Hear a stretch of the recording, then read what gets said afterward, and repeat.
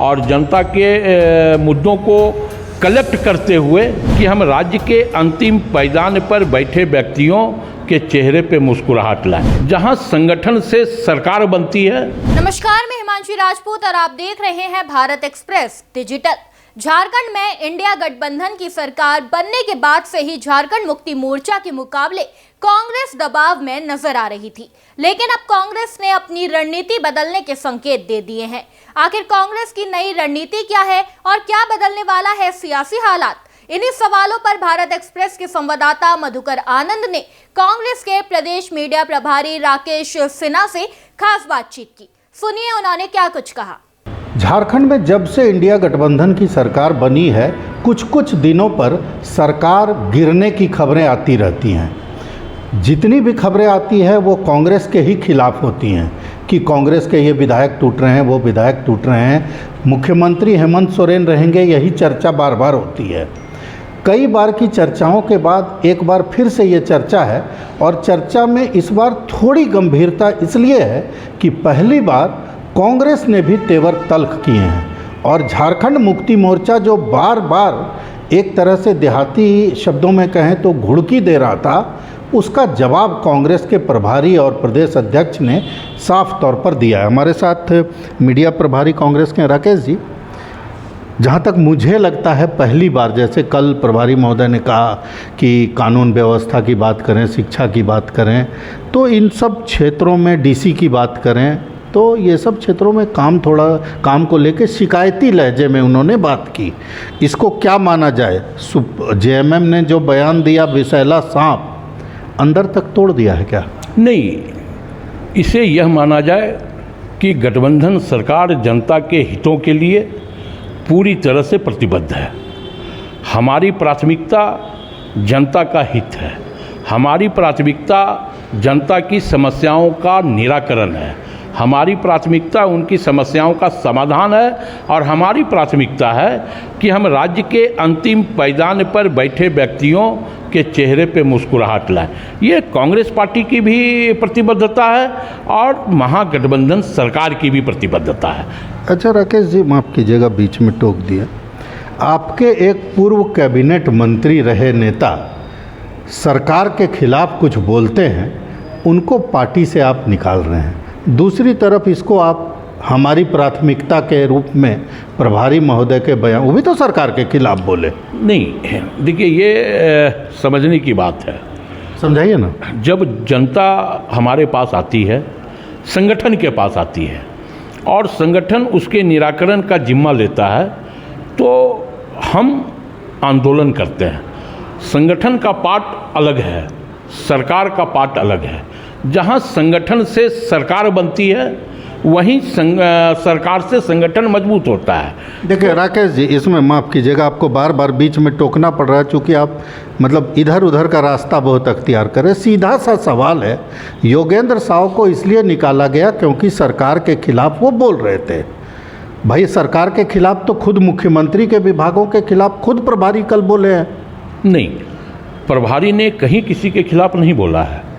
प्रभारी जी ने ये कहा कि लैंड एक्विजिशन बिल 2013 यह देश की और राज्य की जनता के समक्ष जब यूपीए सरकार ने प्रस्तुत किया था, उसको कुछ लोग, कुछ अधिकारी उसको कमज़ोर कर रहे हैं।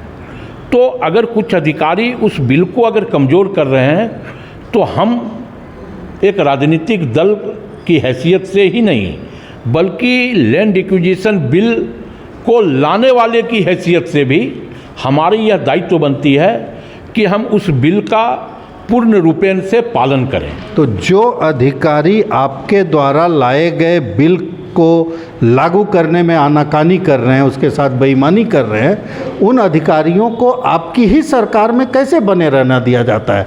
क्योंकि डीसी का पद तो ऐसा होता है कि जब तक सरकार का प्यारा नहीं रहेगा, डीसी का पद कैसे मिलेगा? नहीं, देखिए अब ये लगता है कि डीसी का पद पर जो है हमने कहा है कि हम इसको लेकर के माननीय मुख्यमंत्री से भी मिलने का काम करेंगे।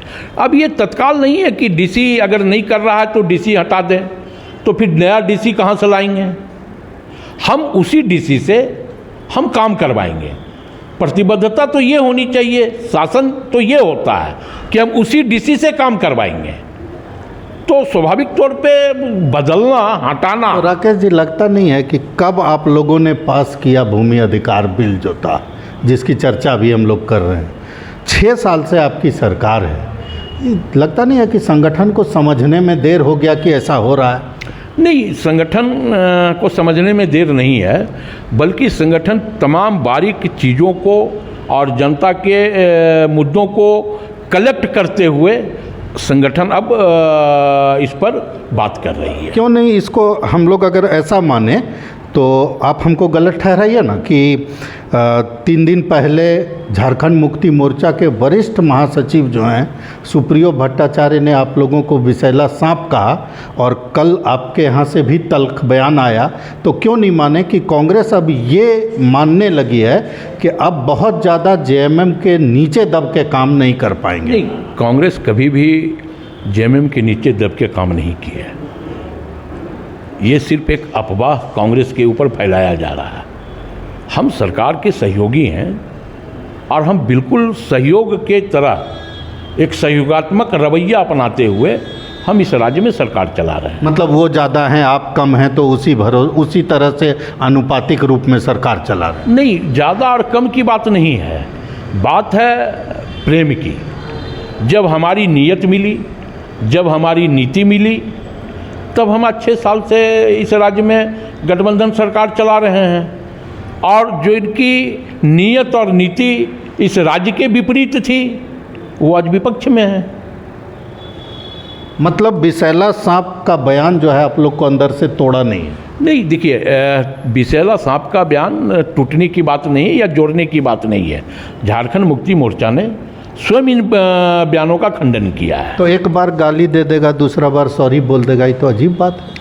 नहीं, अब देखिए, मुझे ये लगता है कि विषैला सांप से भारी भरकम बात तो राजनीति में कुछ नहीं हो सकता है। जब मुझे लगता है कि अगर हम एक परिवार में 6 भाई हैं, तो कोई एक भाई अगर कुछ तख्त बोल दिया और दूसरा भाई माने उदंड हो गया, उदंड हो गया, मान लीजिए आपके शब्दों में ही, और दूसरा भाई उसका तुरंत खंडन कर दिया, तो इसका ये मतलब नहीं होता कि परिवार टूट गया। तो परिवार एक है, परिवार टूटा नहीं है। तो कांग्रेस का साफ तौर पर कहना है कि तल्खी जितनी भी बढ़े, लेकिन एक परिवार के जैसा चुनाव पूर्व का गठबंधन है, सरकार जैसे चल रही है वैसे चलती रहेगी, और अब कांग्रेस सरकार को आईना भी दिखाता रहेगा। भारत एक्सप्रेस के लिए कैमरामैन धर्मेंद्र के साथ मधुकर आनंद, रांची।